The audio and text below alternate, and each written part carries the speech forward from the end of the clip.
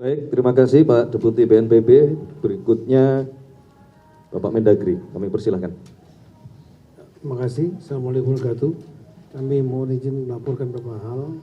Yang pertama mengenai anggaran belanja tidak terduga untuk 52 kabupaten kota dan provinsi dari Bapak Presiden sebagai tambahan sebanyak 268 miliar.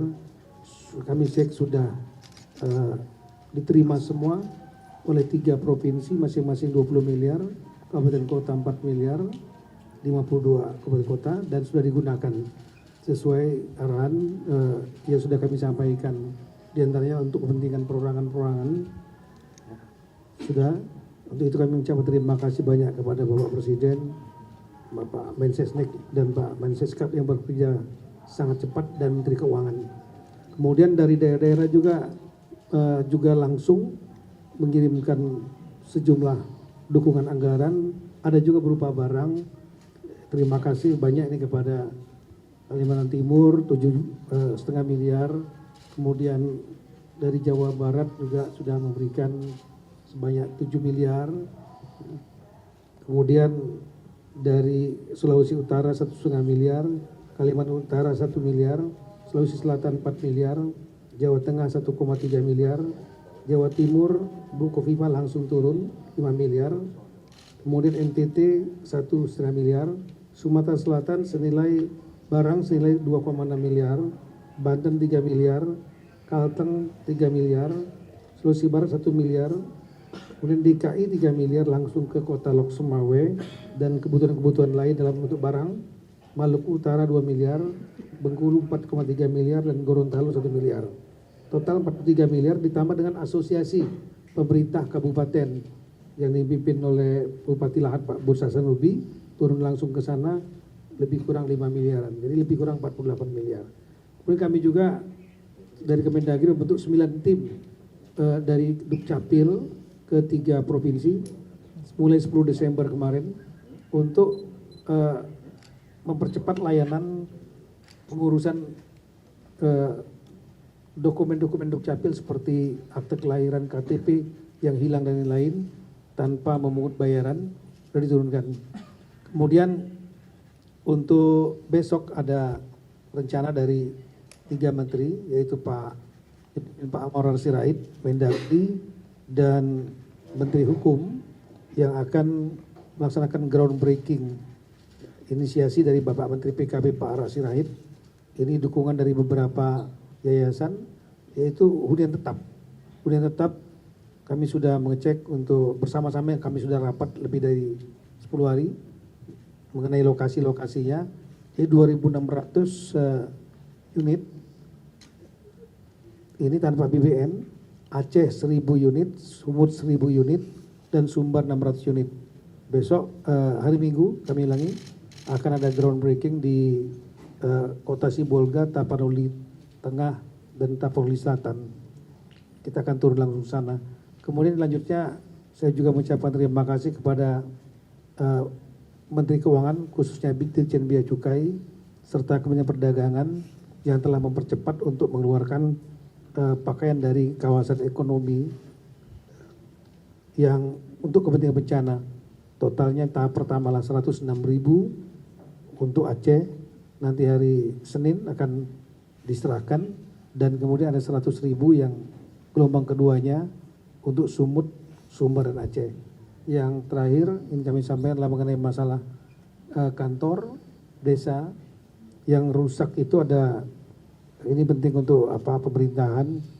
Total semuanya ada yang rusak ringan 360 di Aceh, Sumut maupun Sumbar, tapi ada juga yang rusak berat yang 25. Khusus yang rusak ringan ini akan kita lihat kemampuan daerah apakah mampu. Kalau tidak mampu kita akan ambil alih, dan untuk yang rusak berat nanti kami akan ajukan kepada Menteri PU. Kami mengucapkan terima kasih banyak dalam kesempatan ini atas kekompakan semua Pemda dan beserta unsur Forkompinda serta semua pihak yang telah bergerak sehingga bekerja dengan sangat cepat, dan kita lihat sudah banyak hasilnya. Terima kasih. Baik, terima kasih Bapak Mendagri. Saya rasa semuanya sudah menyampaikan update dan perkembangan. Barangkali kalau ada yang mau ditanyakan dari teman-teman media kami persilahkan.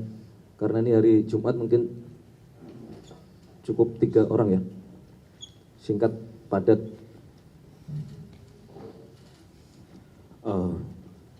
Baik, selamat siang Pak Menteri, selamat siang Pak Kapolri dan Panglima dan BNPB. Saya Sugandi dari Radio Republik Indonesia. Pak, pemerintah belum memutuskan untuk menerima bantuan internasional. Namun jika ada sejumlah negara yang memberikan bantuan yang sudah terlanjur tiba di Indonesia, bagaimana mekanismenya? Apakah dikembalikan ke negara yang bersangkutan? Lalu yang kedua untuk Pak Mendagri, apakah ada arahan khusus Pak dari pemerintah pusat untuk pemerintah daerah ketika ada bantuan yang tiba-tiba masuk ke daerah langsung Pak? Demikian, terima kasih.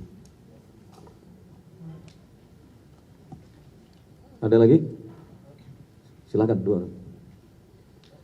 Siang, Bapak-Bapak sekalian, Tifal dari Kompas TV mau mengonfirmasi juga soal fenomena pengibaran bendera putih di beberapa daerah, terutama di Aceh Tamiang dan Biren, dengan alasan bantuan masih belum merata dan belum mendapatkan bantuan prioritas, terutama pangan dan juga air bersih begitu. Dengan alasan bahwa bantuan belum merata ini, apakah dari pemerintah pusat atau setidaknya dari Kemendagri sudah mendapatkan informasi itu dan follow up-nya bakal bagaimana Pak? Karena kan ini masalahnya hajat hidup banyak orang yang masih belum dapat bantuan juga. Terima kasih. Baik, terima kasih. Ya, selamat siang Berikutnya. Pak. Ya, selamat siang Bapak-Bapak, Dita dari JPNN. Pak, ada 2 pertanyaan. Yang pertama tadi mempertegas pertanyaan Bang Gandhi. Kemarin itu Pemkot Medan mengembalikan 30 ton beras bantuan dari Uni Emirat Arab. Apakah karena katanya salah satunya belum ada status bencana nasional, jadi bantuan harus dikembalikan, ini seperti apa Pak?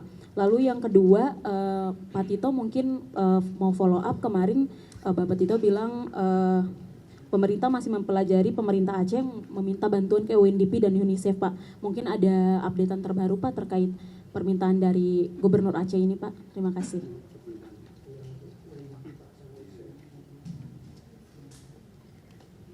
Baik, cukup ya? Pak, izin dong Pak, satu lagi Pak. Hah? Izin tanya lagi Pak. Ya, cukup 1.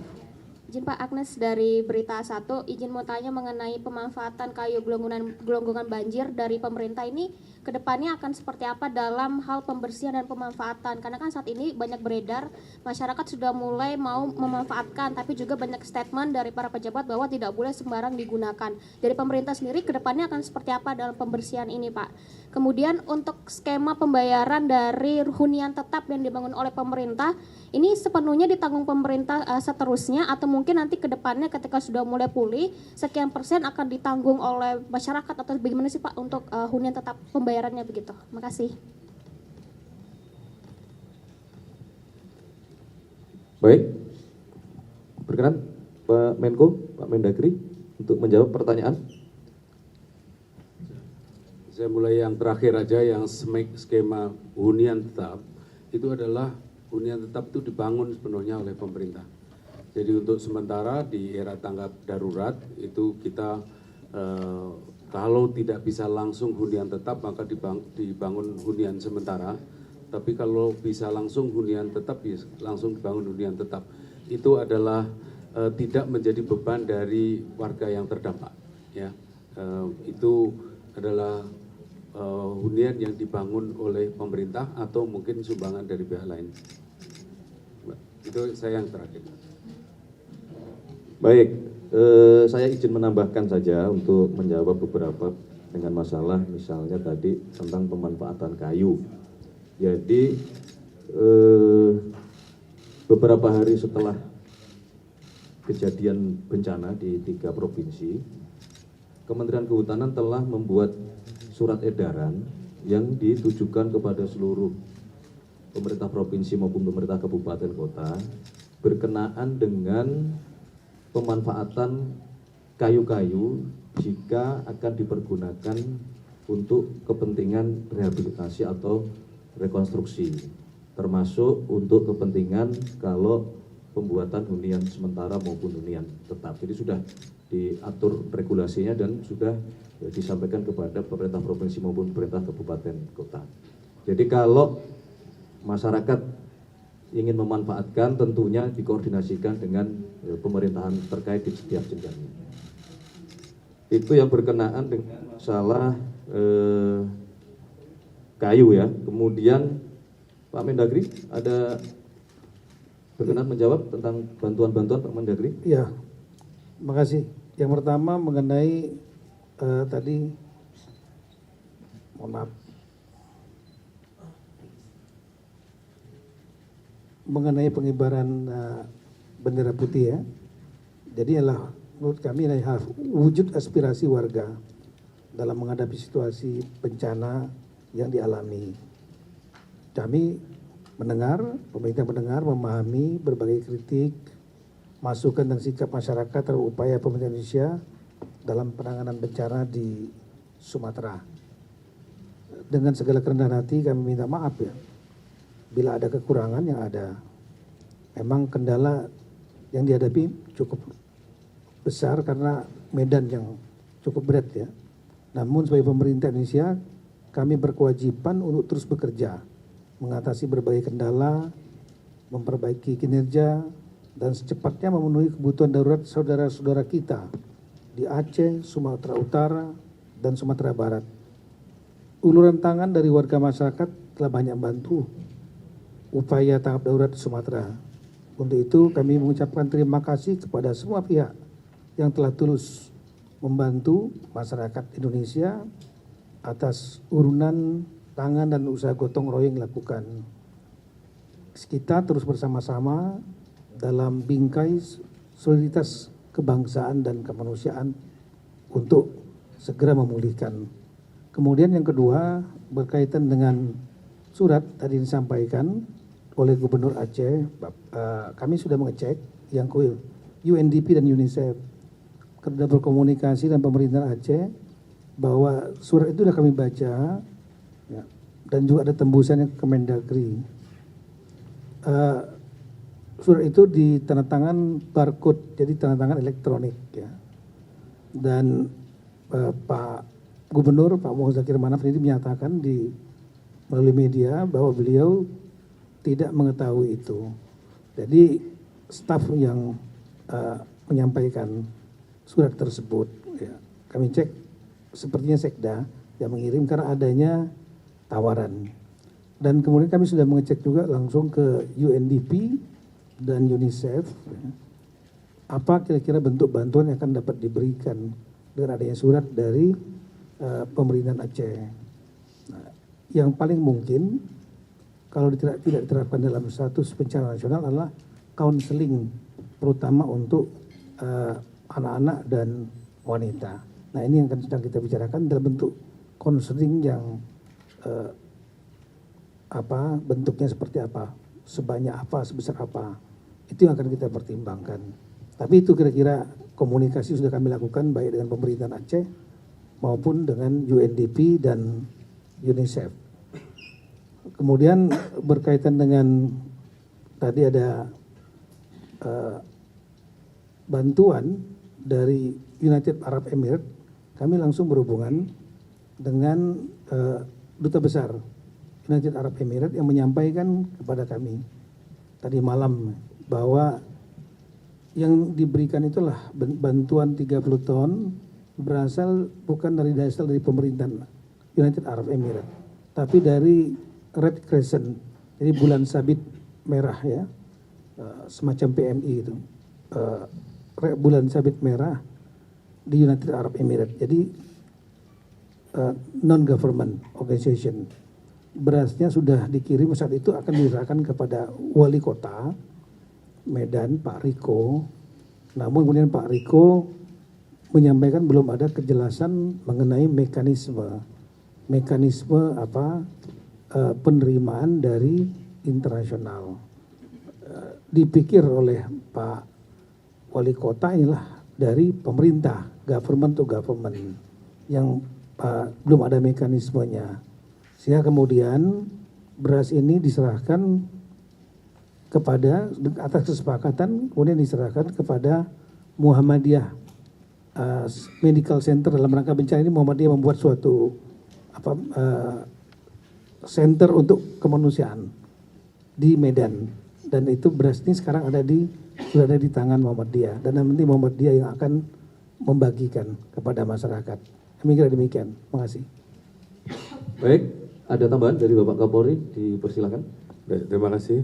Yang terhormat rekan-rekan media, tadi seperti disampaikan bahwa dari Kompas terkait dengan kebutuhan air bersih ya, khususnya di Tamiang, ini juga menjadi perhatian Bapak Presiden. Oleh karena itu tadi sudah kita sampaikan bahwa khusus Tamiang kami